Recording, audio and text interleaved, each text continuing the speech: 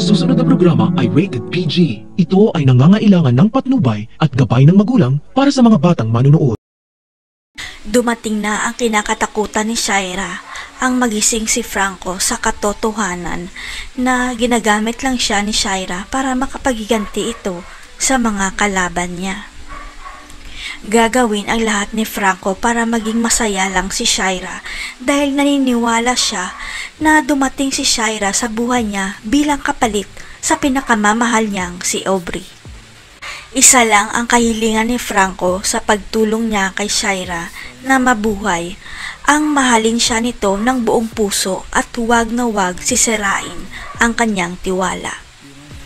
Pero habang nabubuhay si Jordan, hinding-hindi makukuha ni Franco ang buong puso ni Shaira dahil nararamdaman niya na mahal pa rin ni Shaira ang dati niyang asawa.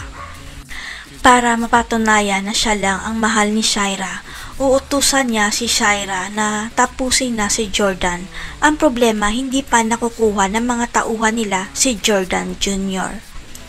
Ang hindi alam ng lahat kaya atat si Franco na magkaroon ng pamilya dahil nangungulila siya dahil lumaki siyang mag-isa matapos siya kunin ng kanyang ama sa nanay niya.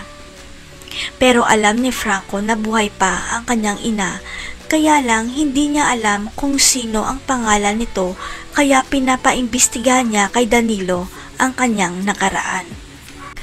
Hanggang sa matuklasan ni Danilo ang matagal nang pinapahanap sa kanya ni Franco dahil nakita na rin niya sa ospital ang totoong birth records ng boss niya.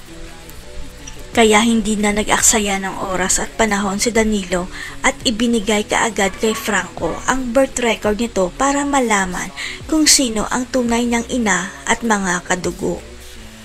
Tumigil ang mundo ni Franco nang mabasa niya ang birth records niya dahil klarong-klaro na nakasulat na si Carmen Salcedo pala ang kanyang ina at kapatid niya si Christy. Tatapusin na kaya ni Franco ang pagpapahirap ni Shaira kina Christy at Tori? Si Franco kaya ang tatapos kay Shaira dahil bistado na ang pagpapanggap niya? Abangan.